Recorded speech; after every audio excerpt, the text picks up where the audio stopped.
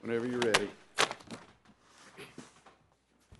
Chief Judge Traxler, and may it please the court. This case concerns an affirmative defense that the defendant didn't raise as required in his initial answer, didn't raise in his motion to dismiss or in his initial summary judgment motion, and didn't raise in any way until almost 2 years into this litigation. So that defense was waived. And the principal question here is whether the defendant can unwaive that defense, whether he can unring the bell by filing a new answer. And the answer to that is no. Now, the state's argument, as I understand it, is that as long as it had the right to file a new answer, then it had free rein to raise any new defenses in that answer. And that's wrong. And the key case on this is this court's decision in Peterson against Airline Pilots Association. You agreed to let him file the answer. Your Honor, we consented to the filing of an amended answer, yes. But that is a distinct issue. Or whoever was handling this case, did they read it first? No, it was never supplied to us. That's clear from the record. Why didn't you ask for it? Your Honor, I'm not sure that there would be any obligation from opposing counsel to provide us with a copy. If I'm filing an amicus brief in this court and I have to seek the consent of counsel, and I go to what would be the opposing counsel and request consent, and they say, well, my decision on whether to consent to your amicus filing depends on you letting me see a draft of it first. I don't think I'm going to be able to show them that. It's a little different when you're a party, though. Well, I don't think it's different in a material respect, and I think there'd be a lot of problems that would arise if you would allow these sorts of disputes to come up. Because I'm not a trial litigator, but it's my understanding that the vast majority of the time, requests for leave to amend the pleadings are entirely uncontroversial. That it's doing things such as conforming the pleadings to the evidence. And in those circumstances, I think we'd want to encourage parties to try to agree, consent, and not breed litigation every time amendment is requested by forcing the parties to... It wouldn't necessarily breed litigation. All you had to do was read it. Well, I think that if it was supplied to us, but I think that you'd potentially have contention over that. But I think another issue... You wouldn't consent. Well, I think we'd have to see how that circumstance would play out. But more significantly here, there's nothing in the federal rules. If you take a look, there's absolutely nothing there that says that a party that's consented to the filing of an amended pleading can't then file a motion to strike within 21 days from service of the pleading, which is exactly what we did. So all that Blake consented to here was to the ministerial act of filing the amended answer. And the only effect of that was to relieve the state of its obligation under Rule 58.2 to obtain leave of court. But by consenting to the filing of the amended pleading, Blake didn't automatically forfeit every objections he might have to matters contained within that pleading. And I suspect you knew that the common rule that motions to amend are granted freely and liberally, and that, you know, by consenting, you're just saving everybody having to go in front of the judge to get permission to do it. Go ahead. Absolutely, and that was our belief. And you would think, or at least we would have thought, that if something exceptional was going on here, if there was an attempt being made to revive an affirmative defense 2 years into the litigation, that I would think it would be incumbent upon the party who's seeking our consent to make that known to us. And the record is clear that never happened.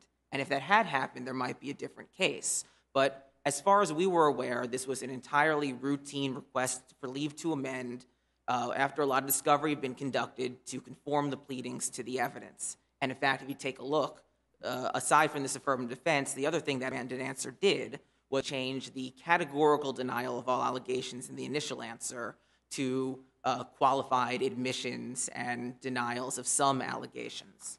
But what I want to direct the court to, because I think this is important in several respects, is the decision this court issued in 1985 in the Peterson case. And that is detailed on page 10 of our reply brief. And what happened in Peterson is that the defendant failed to plead a statute of limitations defense in its initial answer, and then attempted to add that defense to raise it for the very first time 3 years later in response to an amended answer. And what the court held there was that even though the defendant there was allowed to file a new answer, in fact was allowed to do so as of right, the court held that the defense still had been waived. And what the court said was that the rule allowing a defense not made to an original complaint to be made to an amendment has no application to a claim whose nature has not been substantially affected by the amendment. So here, just as in Peterson, Blake has never made any amendments that were anything other than cosmetic. And there was nothing new that we introduced at any point in time that was relevant in any way to this new exhaustion defense. And now turning back to this consent issue, I think that Peterson also requires the court to reject the state's position on this, that our consent allows them to raise new defenses for two reasons. One of them is what I was setting out earlier, which is that Peterson demonstrates that whether a party is allowed to file a new pleading, an amended pleading, is an entirely separate question from whether matters contained within that pleading are proper. Let me interrupt you a second. Let me ask you this question. Do you think there's a limitation on an amended complaint when it's consented to versus when the judge orders it to be allowed? I think there's limitations in both. You think there's a difference in those two? Yes. So if the judge allows it, they can do whatever they want to, but there's some limitation if it's done through consent? No, I think, sorry, I'm not sure if I was clear. I think the limitation applies in both circumstances. I think that if the judge invites an amended complaint, that doesn't allow the judge to override the state's waiver of an affirmative defense. Well, I know that the judge has to, a judge would deny the right to amend if it was patently frivolous, but do you think in every situation the judge sits down and analyzes the allegations of a complaint or an answer to determine if ultimately they have merit before he allows an amendment? Well, so the issue here... I don't know any judge that would sit down and do that. Yes, but so the issue here, of course, is before reaching to whether the defense has merit, which, of course, we don't think that it did, that it wasn't proper to bring this affirmative defense back into the case. And if you look at the Supreme Court's decision in Wood against Milliard, that case demonstrates that although a court has discretion to address certain issues sua sponte, it doesn't have authority to override the state's affirmative waiver of that issue. So I don't think that the judge's authority, and by the way, if you take a look at pages 44 to 45 of the state's brief, they disavow any reliance on the judge's own sua sponte authority here. I think that's right. I don't think that the district court has the authority to revive these issues years into the litigation. And I think that if it did, as Judge Williams thought he did, is thought that his authority to allow a new answer would trump even a defendant's waiver of that. My recollection of the record is that there had been very little discovery at that point. Am I correct in that, recalling that, or was there a lot of discovery already done? My recollection is there had been a great deal of discovery, but discovery had not yet closed. So there was at least, I think, a month and a half left, but I'm not certain of that, Your Honor. I'd have to check the record, too. Okay. But if it were correct that a judge's power to sua sponte override this sort of waiver was there, you'd essentially be transforming the exhaustion requirement into a sort of jurisdictional requirement that can be raised at any time and can't be waived. And that would be doing an end run around this court's decision in Anderson, which held that the exhaustion requirement isn't a jurisdictional requirement. That held that it is an affirmative defense that can be waived or forfeited if the state fails to timely raise it. Now, the other point I want to draw from Peterson is that in that case, as I said, there was an amended complaint, so an answer was allowed as a matter of right. An amended complaint, because it wipes away the prior pleadings, the answer to the amended complaint operates as an original answer. Do you agree that pleadings can be amended up to and during trial? Yes, but again, that doesn't establish whether any issues contained within the pleadings are proper. So again, it's routine to do this for such matters as conforming the pleadings to the evidence. But I don't think that the kind of thing you can add to a pleading years into the litigation is a defense that has already been waived out of the case. And certainly, if Peterson held that you can't do this through what operates as an original answer to an amended complaint, then we think certainly an amended answer can't do it either.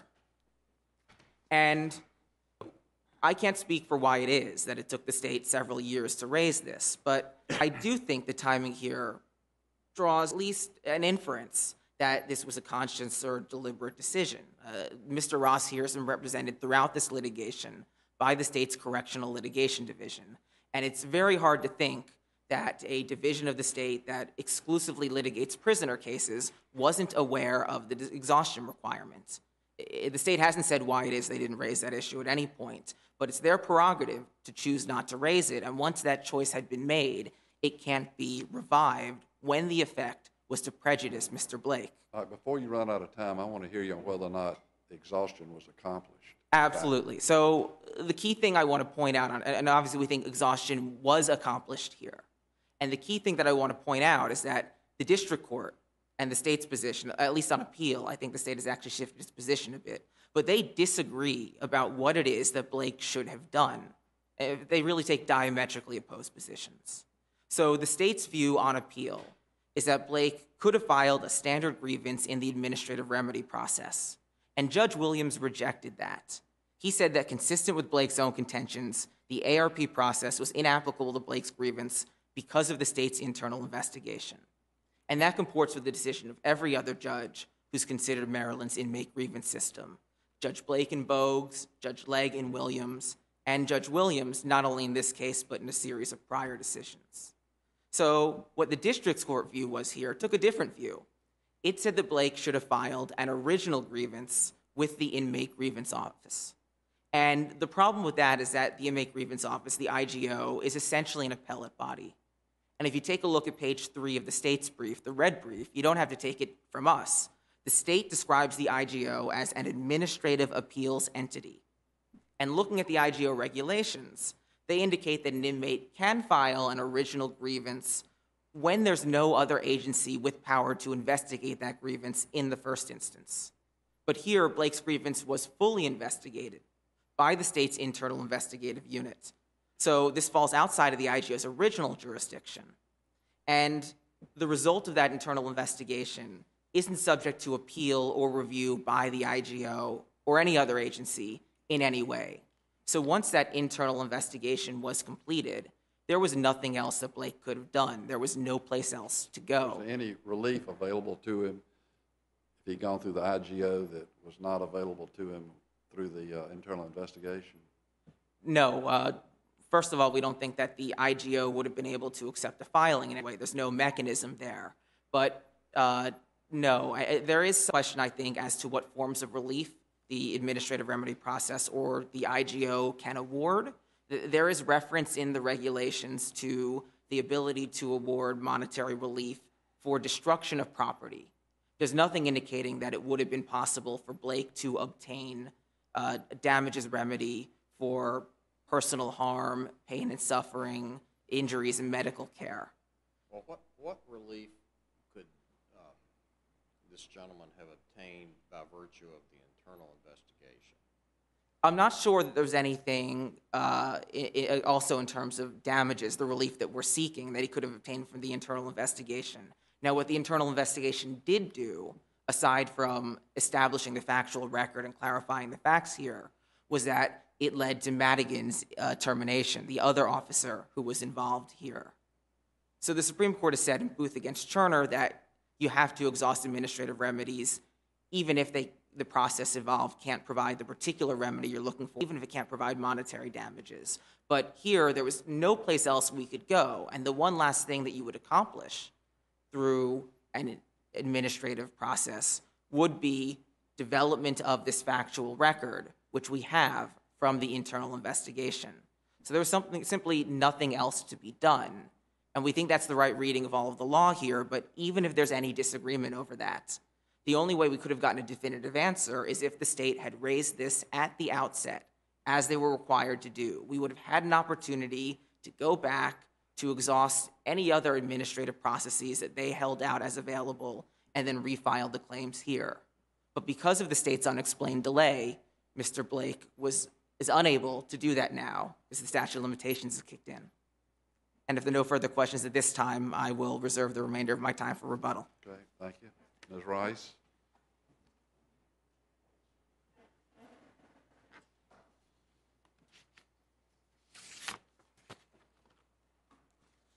May it please the court. This case is about a prisoner who took no steps to avail himself of either of two equally valid paths for administrative remedy that were held out by the state of Maryland, the Department of Public Safety and Correctional Services, and the Division of Corrections in 2007 when this incident occurred. The first was held out by the Division of Corrections itself, and that's the administrative remedy process, which is created by Division of Corrections policy DCD 185-002. The second was created by the General Assembly when it enacted the statute creating the Inmate Grievance Office and giving to that office specific jurisdiction over all inmate grievances and complaints in Section 10206 of the Correctional Services article. How about do me a favor? Don't let your voice die at the end of the sentence, because I'm Sorry. trying to hear everything you say. Sorry about that, Your Honor. Section 10206 of the Correctional Services article is plenary in its setup of the Inmate Grievance Office. In subsection A, it says that if an individual is confined in a correctional facility in the Division of Correction or otherwise in the custody of the Commissioner of Correction or confined in the Patuxent Institution, which in Maryland is the institution for the mentally ill, has a grievance against an official or employee of the Division of Correction or the Patuxent Institution, the individual may submit a complaint to the office within the time and in the manner required by regulations adopted to the office. There's any grievance about prison life.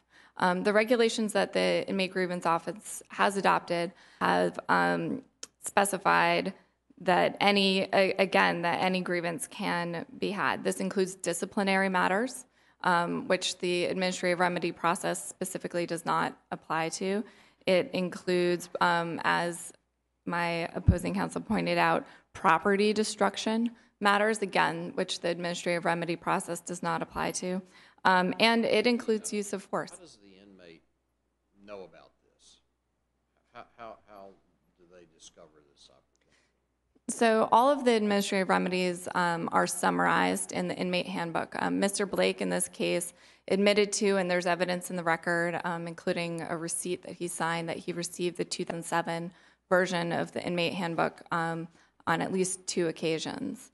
In addition to the inmate handbook, the prison libraries have a copy of all of the directives in their full. Well, what does the handbook say? I mean, does it say if you have a grievance that you can file it and hear the? I mean, what's it say? I haven't looked at it. The handbook actually summarizes the available processes, but then again directs the inmate to the library. So the handbook says that inmates may use the and this is in 2007, so the 2007 administrative remedy procedure policy applied, and that inmates may use the ARP for all types of complaints except the following: case management recommendations and decisions, Maryland Parole Commission procedures and decisions, disciplinary hearings procedures and decisions, and appeals of decisions to withhold mail.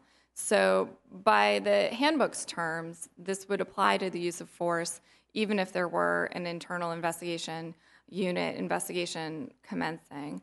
What would that give an inmate that the internal investigation wouldn't give him? So the Inmate Grievance Office has a number of remedies, including being able to recommend to the Division of Correction the award of monetary damages, and that's in For personal injury?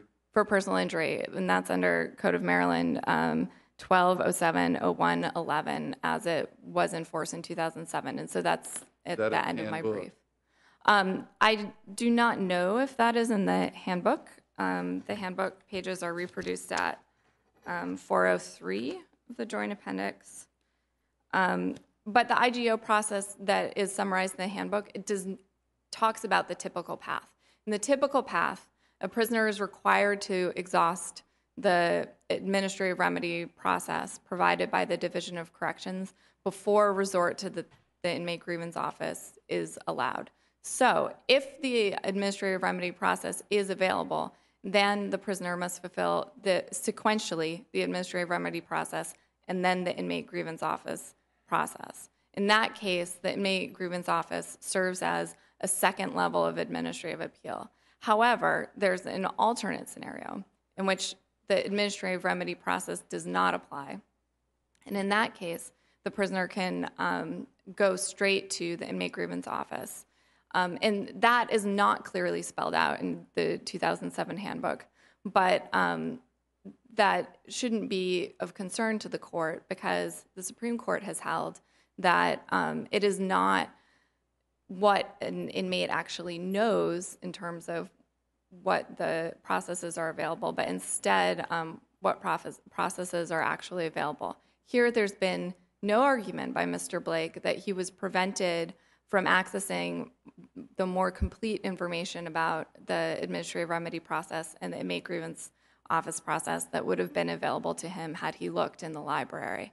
If I was a prisoner and I had filed an internal grievance, not an internal grievance, but there was an internal investigation going on into the conduct of officers, an official investigation, in effect, by the Department of Corrections, I don't know that I would think I'd have to do more than that. I mean, that to me seems to be the ultimate investigation. So in 2000, what would have told him that's not enough? In 2007, I think it's particularly clear that the administrative remedy process applied to the use of force complaints. And it, in fact, says that both in the handbook and in the administrative remedy process directive. So you would know as a prisoner that this process is available to address your complaints about use of force. And if you would also know as a prisoner that an internal investigation is not aimed at any kind of relief for you, the prisoner. It is instead about whether or not the correctional officers involved or the Division of Corrections in general needs to take some kind of action. In this case, for example, Lieutenant Madigan was fired as a result. But which is what the internal investigation is doing. Correct. They're determining whether or not these officers ought to be disciplined, potentially fired, and that's what the internal investigation is doing. Right, so that's not a remedy that's applicable to the prisoner. The prisoner might have a number of remedies that they are seeking in addition or instead of having the officers disciplined. For instance, they might want to ensure that they are never assigned to under the control of those officers again to get a transfer. That's one of the available remedies. Or they may wish for the policy to change, or they may wish for the inmate grievance office to recommend that there be a set of money damages to the secretary. So all of those things are remedies, administrative remedies that are available to the prisoner, are held out by the state of Maryland as options for the prisoner to pursue through the administrative remedy process. And it is not up. Is the harm, so to speak, to the Department of Corrections that you're alleging the fact that he didn't tell you he wanted money before he brought suit for his injuries? Or is there some other prejudice to the Department of Corrections I'm not aware of? Well, I'm not sure where the harm is. Well, I think the harm is really in the process of the exhaustion, the injury to the exhaustion requirement as a whole. Woodford v. or no, exhaustion is to put the Department of Corrections on notice and give them a chance to work this problem out itself within their own system before it comes to court, which is a benefit to everybody. I just can't figure out under the circumstances of this case where there's been an internal investigation, an officer's being fired, the best, most thorough investigation that could ever be done under these circumstances is done by the short of outside involvement. I just don't understand where the prejudice is to the Department of Corrections in this situation. Sure. I mean, I think that the prejudice is that, for example, years past before Mr. Blake brought suit between the incident and the filing of the suit. And therefore, the Division of Corrections, lost the opportunity to have contemporaneous medical examinations. In this case, that's particularly an acute problem because Mr. Blake suffered from a pre-existing injury in the same area that he alleges was injured in this incident. So that opportunity was permanently foreclosed to the Department of Corrections. In addition, people's memories fade over time. While we do have the statements that were given. You're the one who waited 2 years to bring the exhaustion of remedies defense too. That's true.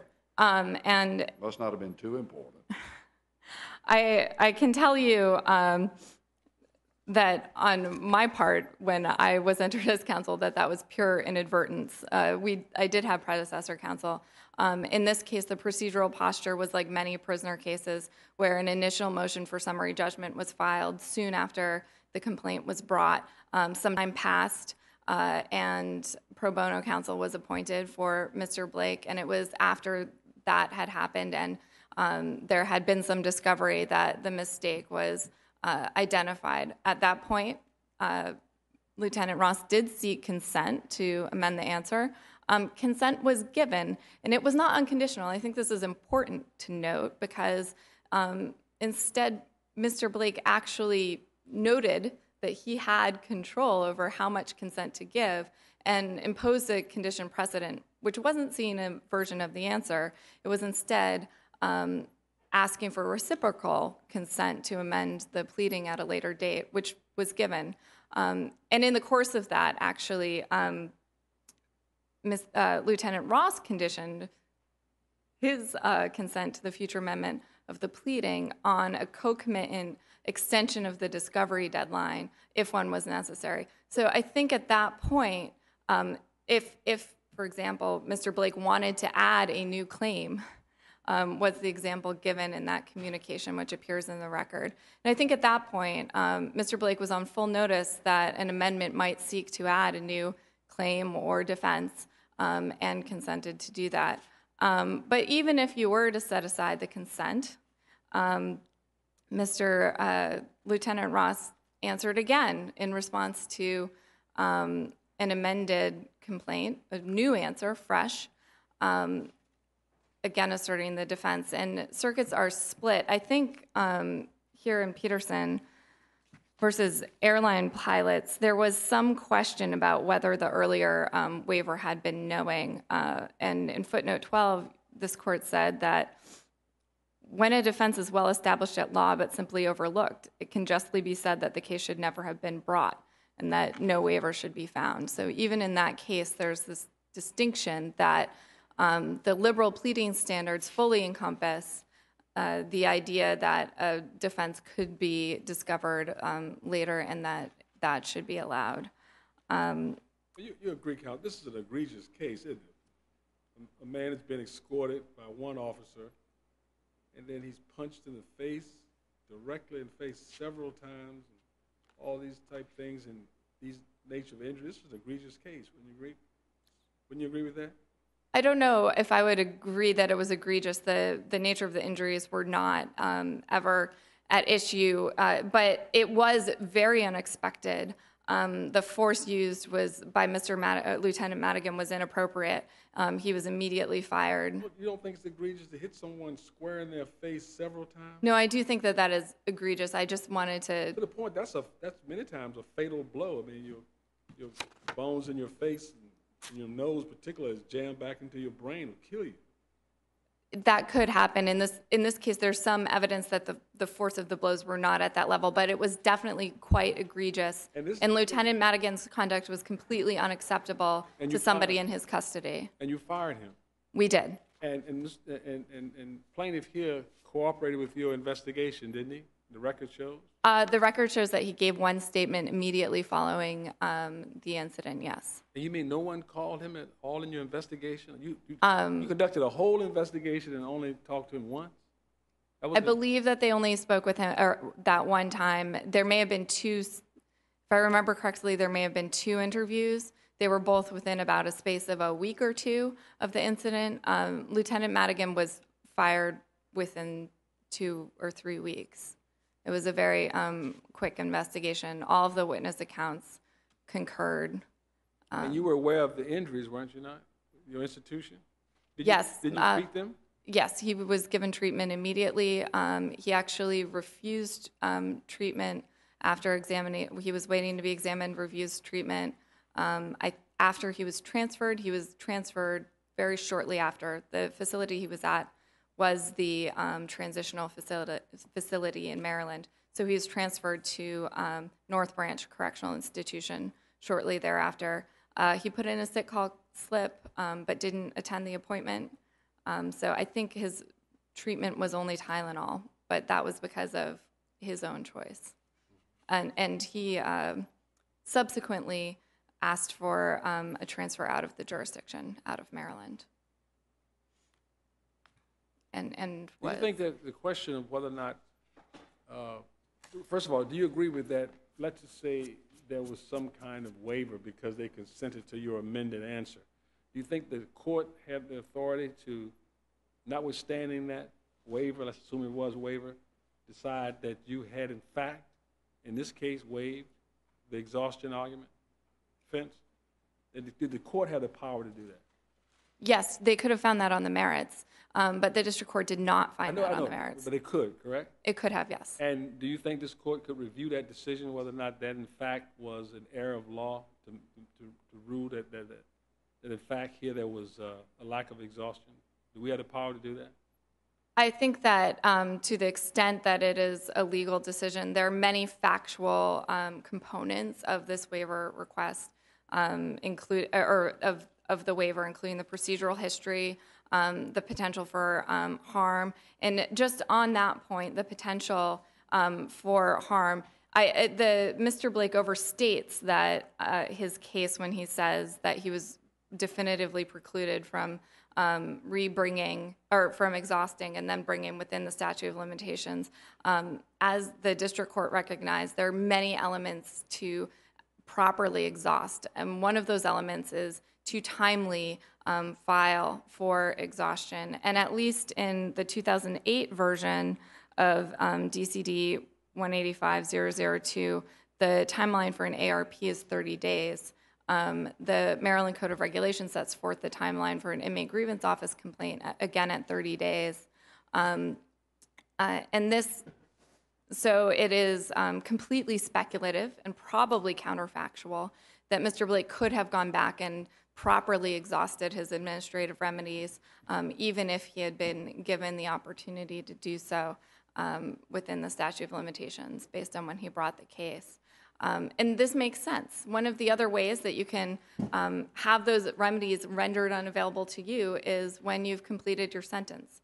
So there are often cases when prisoners have completed their sentence, and Chase v. PA, the district court discusses this at length, that somebody could have completed their sentence, but they are still held to what remedies were available to them in prison, even if they can't go back now and exhaust those remedies because they're no longer within the custody of the Division of Corrections.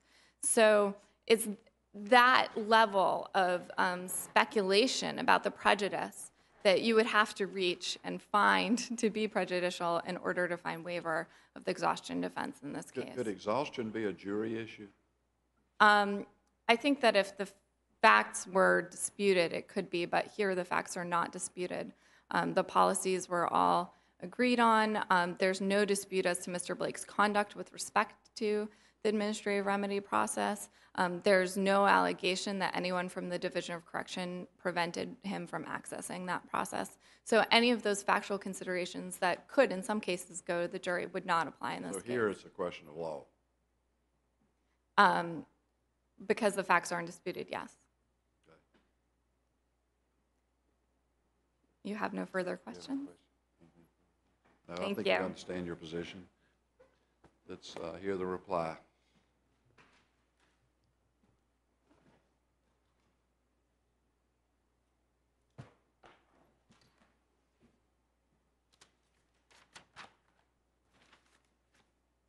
Thank you, Your Honors. There are a couple points I want to touch on.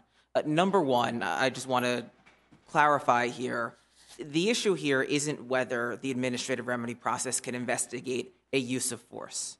The issue is whether the administrative remedy process is available when there has been or is currently an investigation by the internal investigative unit. It's the commencement of the internal investigation that takes a complaint out of the normal administrative remedy process. Now, as far as the handbook goes, I believe Judge Traxler was asking about that. It's in the record here. The handbook's discussion of this process is entirely cursory. It does briefly mention the IGO. It mentions the IGO only as a route of appeal from the administrative remedy process. It makes no mention, for instance, of the IGO's original jurisdiction. It tells inmates they have to file their ARP grievance within 30 days. Now, that's important because, as was observed earlier, the internal investigation started right away. This was an egregious incident. So what you would have had happen here is two concurrent investigations independently going on at the same time under the view the state is now advancing, one from the administrative remedy process, one from the IGO. And you would potentially have those two processes competing for access to witnesses, to evidence. They could come up with... Well, if he filed within 30 days, though, wouldn't that be all that he needed to do to preserve his remedies? I mean, whatever happened after that, I mean, it could have been a defective investigation or it could have gone on for some time, but it was the fact of him filing was what would have been pertinent. Well, the problem is he couldn't. That filing couldn't have been accepted, let alone entertained. There was nothing there to let them do that. And the point I'm trying to make now is that it's clear, the state is now proffering that maybe you could have had both of these avenues available. They weren't. And the state law makes no provision for having two ongoing, competing, potentially conflicting investigations and for them to potentially reach conflicting results with no way to reconcile those. Now, there was some discussion of the process of consent discussion between counsel. Aren't you conflating investigation with grievance? I mean, yes, there was a freestanding investigation going on, but your grievance has nothing to do with investigation. That's just saying, I'm aggrieved and I'm filing it. And you do what you want, but I'm filing this. Why would he be precluded because isn't that sort of a silo? Investigation going on, but this is my grievance.